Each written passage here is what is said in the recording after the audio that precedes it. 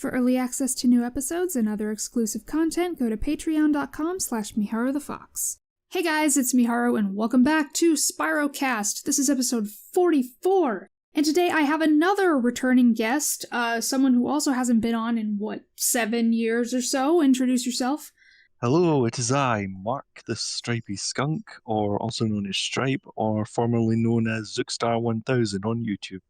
Yes, so the last time you were on, let me see, that was episode 12. And I would highly recommend that nobody listen to that episode because it did not come out right. Yeah, it was a bit of bad luck we had with technical difficulties. Yeah, it was not fun having to do it that way. But this time we have a better setup, better microphones. Hopefully everything will sound good.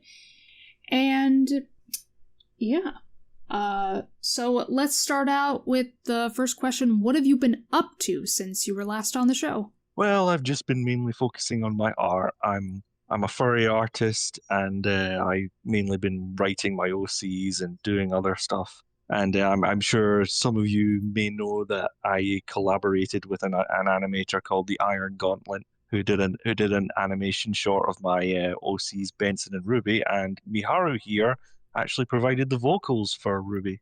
Yes, I did. It was a really good short. I mean, I haven't spoken to him in a long while after that, so I'm not sure if we're going to do another collaboration because he's busy and everything, but we'll see. We'll see. Time will only tell on that part. Yeah, I hope you do more videos with those characters. I'd like to do more voice work.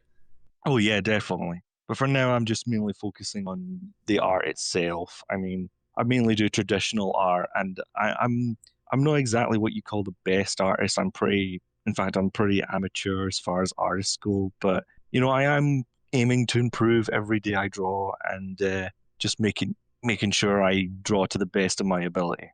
Nice. Because I'm always keen to learn new stuff and everything. Cool. As far as other stuff is concerned, not much has happened. Not too much is happening since the past 5 years.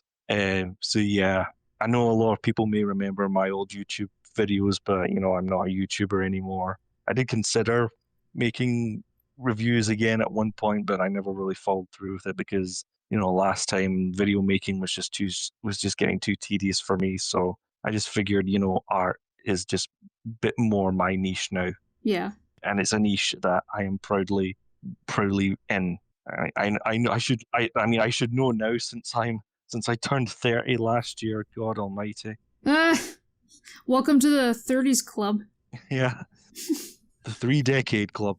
Yeah. So now, I guess we got to move on to the Spyro stuff. Yeah, Spyro. What are your thoughts and feelings on Spyro 4, and do you think we could be getting a new game soon? Well, information goes back and forth.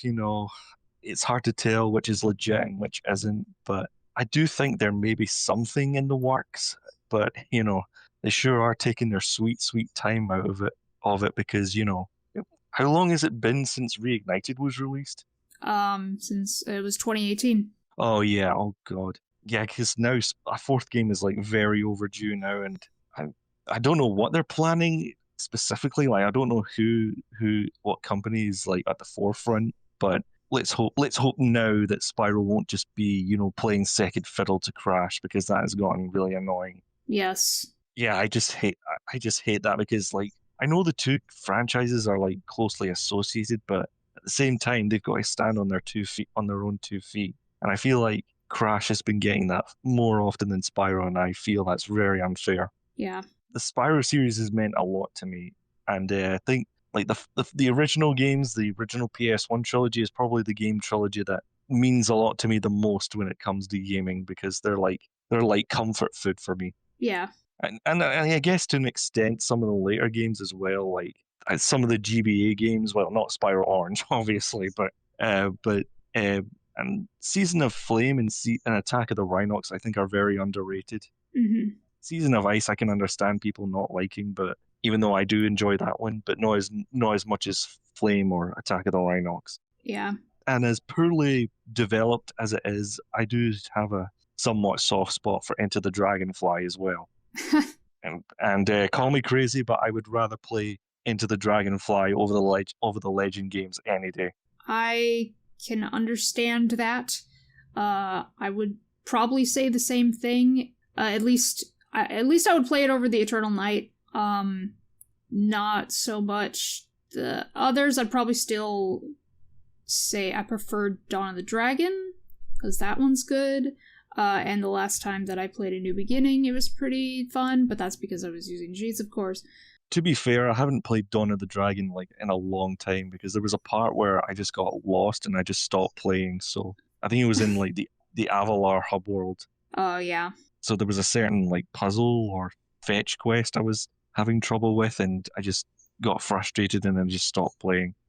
I really need to get back to it soon, but the thing is, it's not a very accessible game because I have the PS3 version, but I've put my PS3 like away.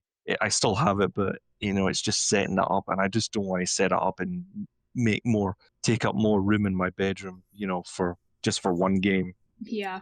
But overall, I really do enjoy like obviously I said the PS1 games are the most special to me, not just with the series, but with the games in general. But I do enjoy most of the games as well, most of the later games as well. In fact, I think the only ones that I don't enjoy are Spyro Orange, Spyro Shadow Legacy, and the first two Legend games. Oh, okay. That makes sense. I also think A Hero's Tale is very underrated, but even though I can understand why some people don't gravitate towards that game as well. Interesting. So, regarding Spyro 4, obviously you think that it's long overdue at this point, as many of us do.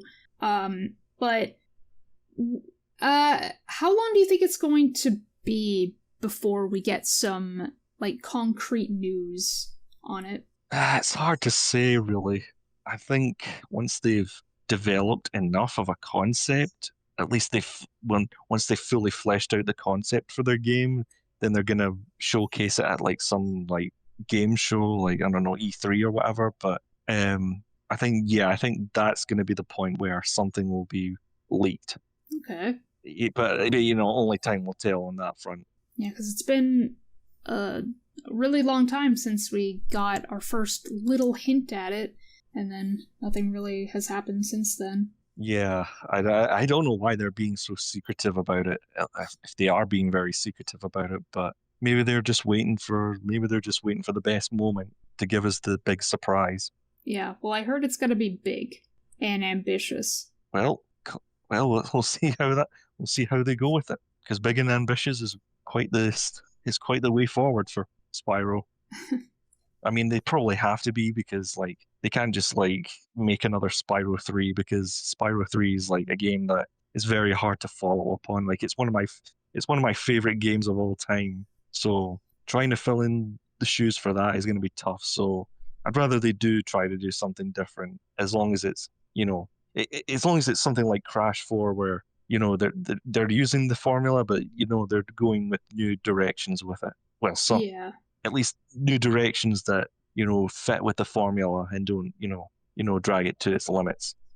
Yeah, they're mixing it up a little bit. Yeah, I think that's probably the best way forward for the series to go. So I heard that Toys for Bob recently hired a quest designer from the Borderlands series? I believe that's what CGE talked about on the last SpyroCast. What are your thoughts on that?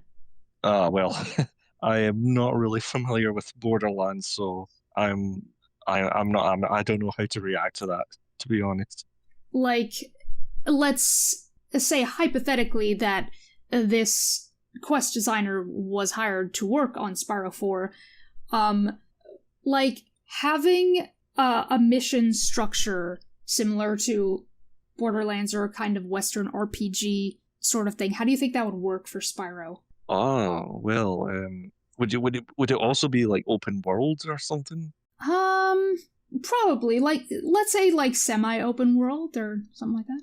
All right. Well, the thing is, I don't really play too much RPGs, so I think for the most part they still have to keep it a platformer. But if they can interject like RPG elements in it well enough for like anybody to get into it, not just RPG experts, then I think it's a good direction to take.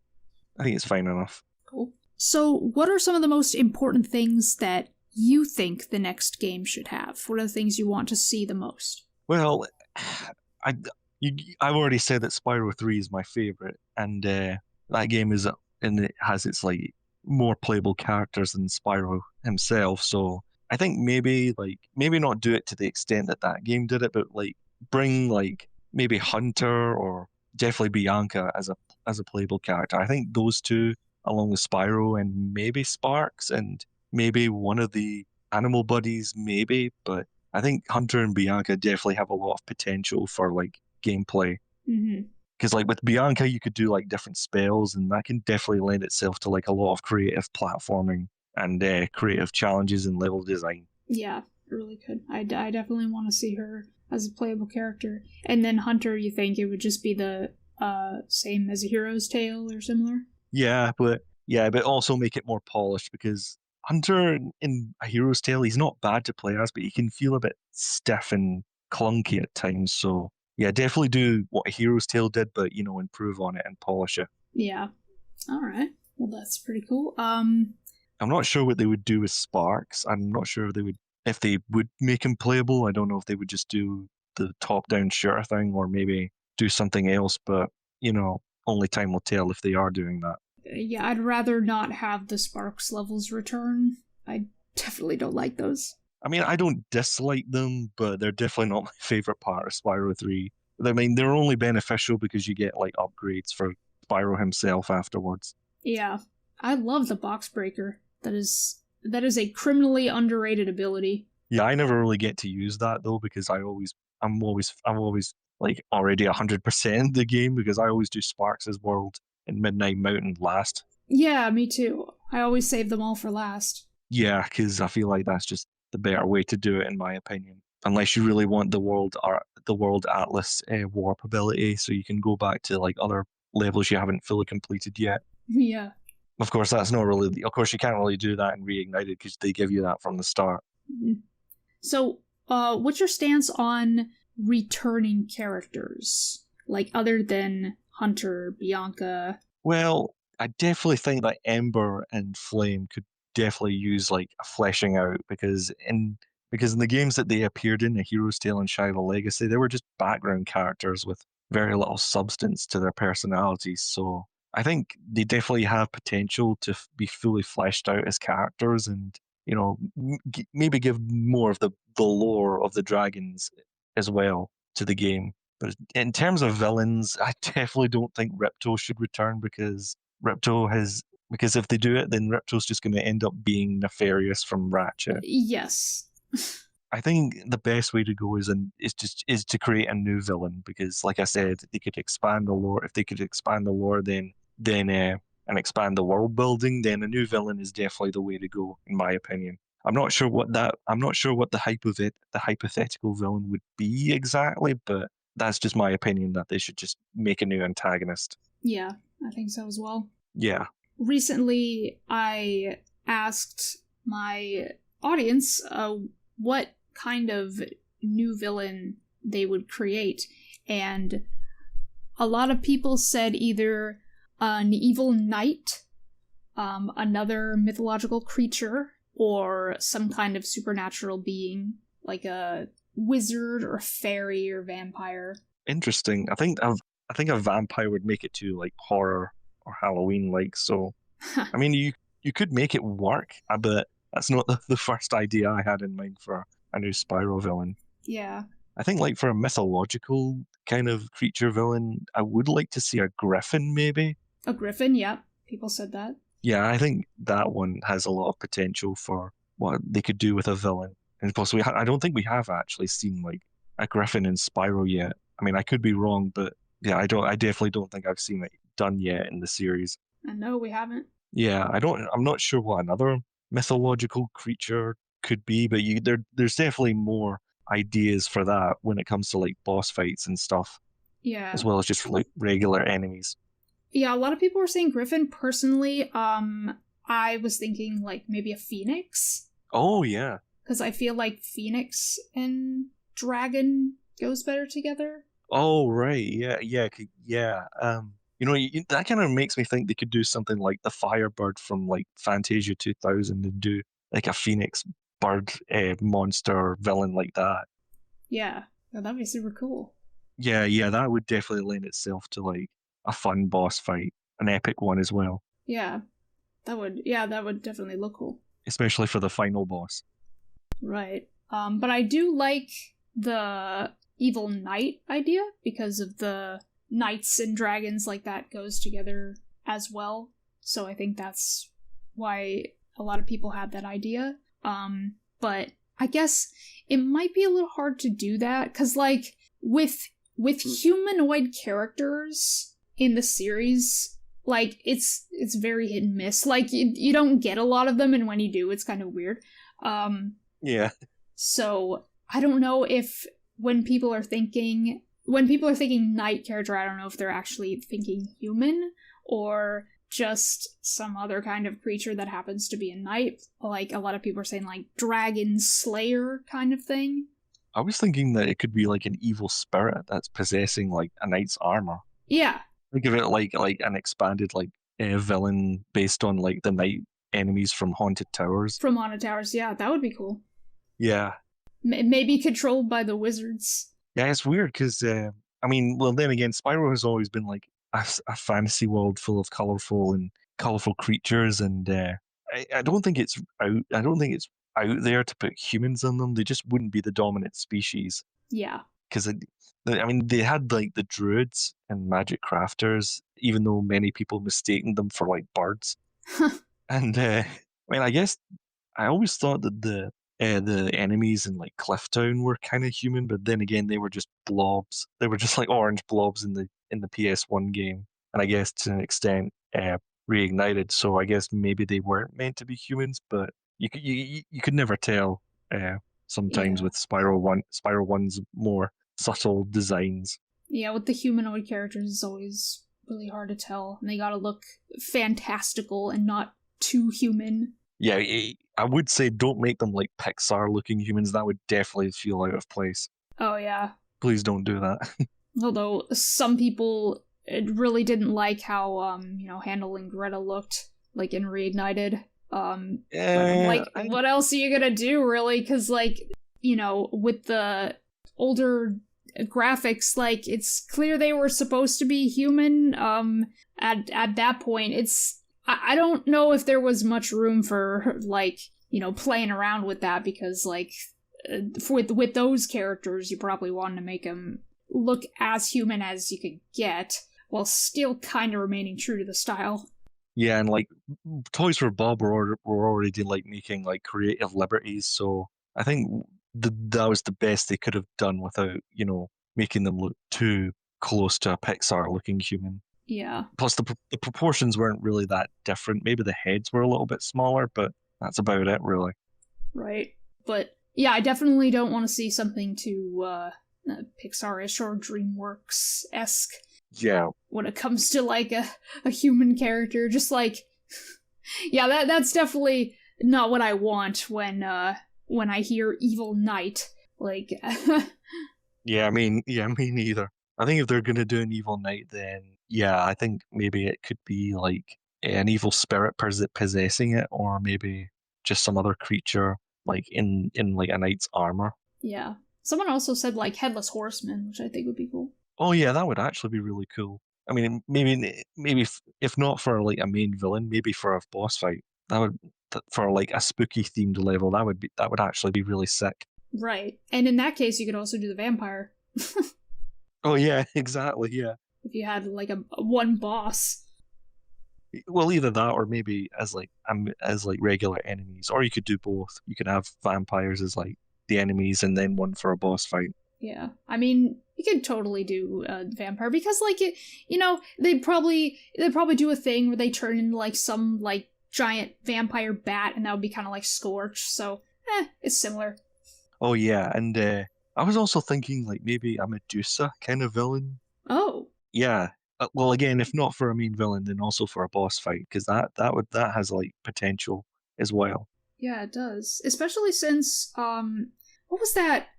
idea for Spyro 4 that was floating around the rumor mill a long time ago that was like Realm of the Gods or something, and it was like supposed to have like Greek mythology and all that other stuff. Oh wow.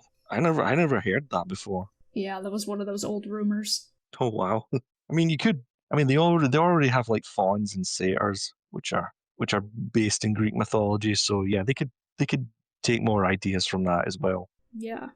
Or more mythological environments. Oh yeah, definitely. But also like stick to like the cute, colorful worlds of the main trilogy, because that's always what I loved about it. So just don't make it too like serious looking or anything like we've already discussed. So like because yeah, Spyro's always been like more of a light-hearted kind of game. So keeping it like cute and colorful is definitely the way to go. Right.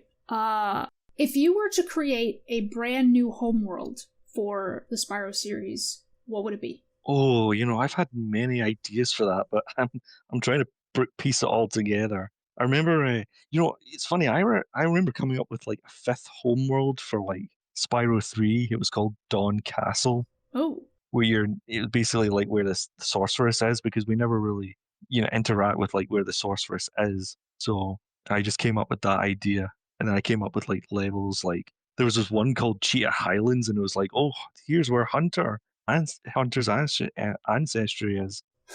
Nice. Yeah, oh yeah, and when we talked about like horror creatures like vampires, I also came up with a level based around werewolves. It was called Werewolf Town.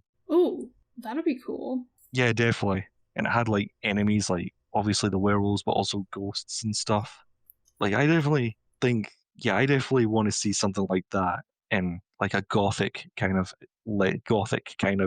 level. I mean, I know it's been done a lot in 3D platformers, and it's especially recently with Astrobot, but I definitely think a Spyro version of that level definitely needs to be done. It needs to exist. Yeah, we really haven't seen that. I think that would be really, really cool. In fact, with a level like that, you could totally do a day-night cycle thing. Oh yeah. Oh yeah, because they haven't taken advantage of that either, like a day and night cycle. Kind of reminds me of the level from Donkey Kong 64 where you Fungi Forest. yeah, that's the one, yeah. Where this in the center of the level is like a giant it's like a giant cuckoo clock, Yep. and basically use it to make go day or night, and either setting unlocks different areas. So yeah, that could definitely I can see Spyro pulling off something like that. That would be so cool. I love that concept, but I really hate that level. I hate Fungi Forest so much. All right, because I was also thinking of idea where it couldn't just be day and night. Maybe it could be like morning, afternoon, evening, and then night. But then that might be pushing it a bit. So Yeah. Well, in that case, it would be similar to Click Clock Wood, or with the Four Seasons. oh yeah, Click Clock Wood. Yeah, that's not well. I don't dislike that level in Banjo Kazooie, but yeah, it's definitely a very hard level, especially for your first time, and when you're like 100%ing it. I'm able to do it all right now because I played the game a lot, but when you're doing it for the first time, yeah. If you're emulating the game, please save state a lot, because if you're emulating the N64 version anyway, if you have the Xbox version, it's fine. But we all know the intrinsic flaw of the first game with its music notes restarting every time you die. Yep. That was never fun. I love that game, but that was really stupid. Yeah. And when anyone asks me what kind of game I'd like to see Spyro 4 sort of modeled after or like take inspiration from, when CG asked me that, I said Banjo Tooie and Star Fox Adventures. Now I guess I could add DK64 into that as well, just with all their. Don't do that, or else we'll have to do a lot of collecting. Yeah, I like not the collectathon part, but a lot of the just kind of like the way certain things are structured, and like the day-night cycle of Fungi Forest. And when we were talking about like gothic castles and stuff, I was thinking of Creepy Castle, also from DK64. Oh yeah, definitely. So things like that could go in there. That was one of my favorite levels from that game, actually. It was alright. I never really liked that one too much. I always liked Crystal Caves. The atmosphere of that one is very nice, which we could also have a level like that. Definitely. I mean, I guess you could also. We're talking about day and night cycles, so I guess we could also add the first Jack and Daxter game in there. Yeah, that too. Like make it like. Well, then again, you would have to take the portal aspect out, but if they wanted to go that route, then they can just make it like completely open, where you just travel to a world with like no loading screens in between. Yeah. But then again, we do like the flying loading screens where you get all the gems in, because that has a charm to it as well from the trilogy. Yeah.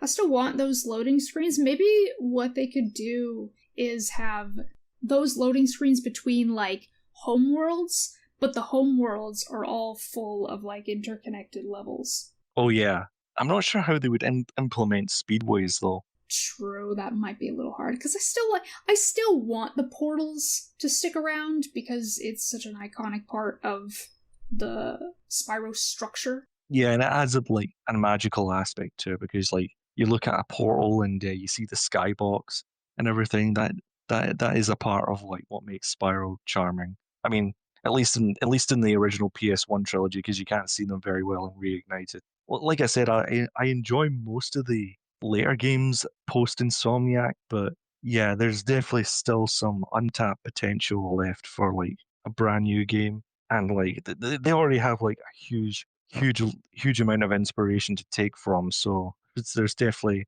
like a lot of possibilities to go through. Yeah.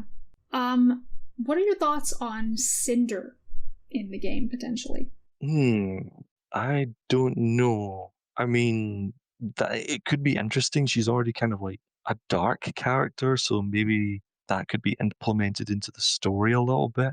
I've nothing against Cinder, of course, but I don't really know how well they could implement her into like a classic styled Spyro game. Not that it can't work either, but I'm just not sure. Yeah. I guess they would have to revamp her entire story, but I think having her in there would also be a good way to introduce like female dragons into this new timeline in general. Yeah, because they still haven't they haven't done it in the trilogy, not even in Reignited. So they could fix that by introducing Ember and Cinder. Maybe have like I wouldn't say it's necessary, but maybe add a romance plot with either of them, or maybe a love triangle. I love trying. Oh my Between god, people are gonna hate that, but Oh my it god! would sure give me a lot of content.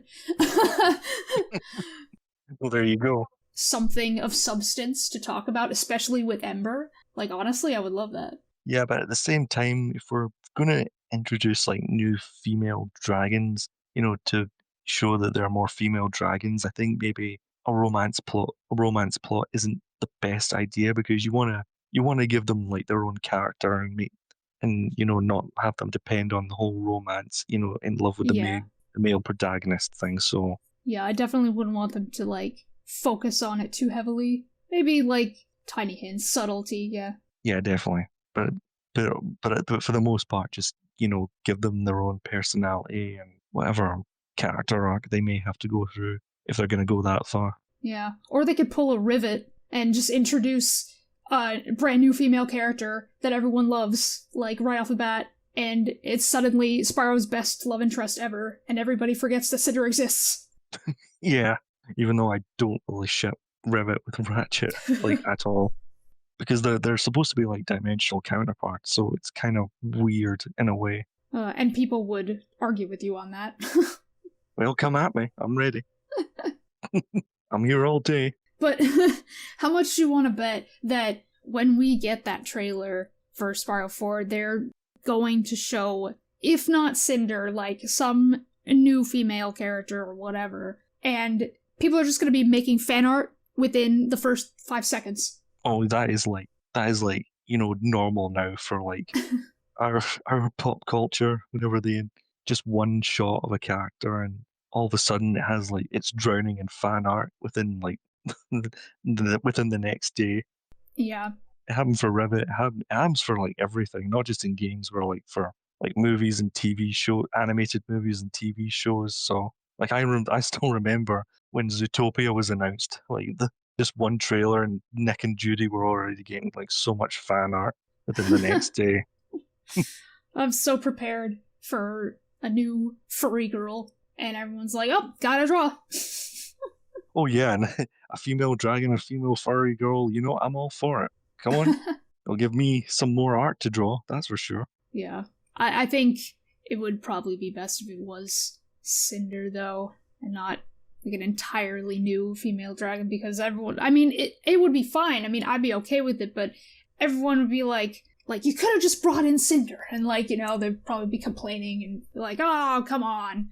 Yeah, it would definitely be easier for them to like add Cinder since she's already an established character. So yeah, they would just need to revamp her design to fit into the universe a bit, and then rewrite her backstory, and then they'll be golden. Yeah, or mash her and Ember together and create a new one. You got a black and pink dragon. Yeah. That would be interesting. I mean, if they wouldn't make Hunter and Bianca playable, then maybe make Ember and Cinder playable. I mean, their gameplay would be similar to Spyro, but with their own like different abilities, and it would be like a good contrast between the two of them, since Ember is bright pink and has a cheery personality, while Cinder is dark and has a more serious personality. So they would definitely complement each other in funny ways there. Yeah, and I definitely don't want them to focus too much on new characters that they just brought in. Like, obviously, there's probably going to be some new characters, which is completely fine. However, I still want them to give more time and appreciation to looking at the older characters, like Bianca, maybe, or Elora, because, everyone's wanting Elora to come back, so, having her come back and, giving her a little more screen time and focus within the story would probably be more beneficial. Yeah, because it's been years. It's already been years since Reignited came out, so they may have to play it a little bit safer you know, with characters and story. So I think if they wanted, I think the furthest they should go with adding new characters is just to add a new villain. Yeah. I think Ripto's been exhausted at this. Well, not necessarily exhausted, but I think they definitely need to only bring him back when they really need to. Yeah, when absolutely necessary. When it adds more to the story. Yes. So bring Ripto back, just not yet. Yeah. I mean, they could probably bring back, well, I'm not so sure about this, but I was going to say Red from A Hero's Tale, but then again, he's already kind of, I don't know how they're going to salvage him because he's already got a generic name, a generic personality. Yeah. And it doesn't help that he's voiced by Jess Harnell because he did most of the voices in that game. And the voice he gave, Red, it doesn't really make him sound threatening at all. Yeah, in my opinion. We could take Red and turn him into another character. Base a character on him is very similar and maybe also Red, maybe call him Crimson. It'd be cooler. Yeah, I think Crimson's probably a better name for him.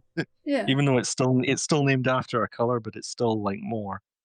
It's still better than Red. Yeah, if he's a red dragon and you want to name him a red color, at least make it sound cool and like a name. Exactly, yeah. I'm not sure what they would do for music because I don't know if they're actually going to bring back Stuart Copeland because that doesn't seem very likely. So I don't know if they're going to bring back Steven Vonkoff, but then again, his Reignited tracks aren't exactly the best renditions of the original soundtrack. So I think maybe they're just gonna bring a new composer. Yeah. If they're gonna do that, then mix it up a wee bit, make it sound like the songs from the original trilogy, but put a new spin to it to fit in the potential universe. I mean, I assume it's gonna be continuation of the original trilogy, but just like Crash 4, it's being made by a new developer, so they're going to have a new artistic direction for it, for sure, because Crash 4's artistic direction was definitely a lot more different than Insane trilogies.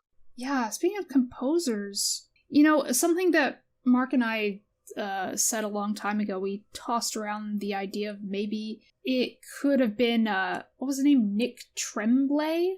He did the music for Nitro Field. Oh, right. And he did that really good rendition of Mushroom Speedway. Oh, yeah. I mean, I don't remember much of it because, it's a racing game and it's obviously loud and everything, but I do remember it sounding really good though. Like it actually almost sounded like 1-to-1 to the original track. Yeah, it was really, really good. So we kind of had that idea in mind for a long time. But then that's sort of back when we thought Beanox was gonna be doing Spyro 4, and now it's more or less confirmed that it is Toys for Bob. So I'm not sure if that'll happen, but again, we'll see. I just want it to be good in Spyro, like that's all I'm asking. Yeah. Yeah, that's all we can ask for. Definitely. All right. I believe I'm going to end it there. Thank you so much for being on again, and thank you, all of you out there, for listening. No worries. It was a great chat. As always, don't forget to subscribe for more casual gaming content, and I will see you on the next SpyroCast. Until then, this is Miharu, signing off. Cheery bye.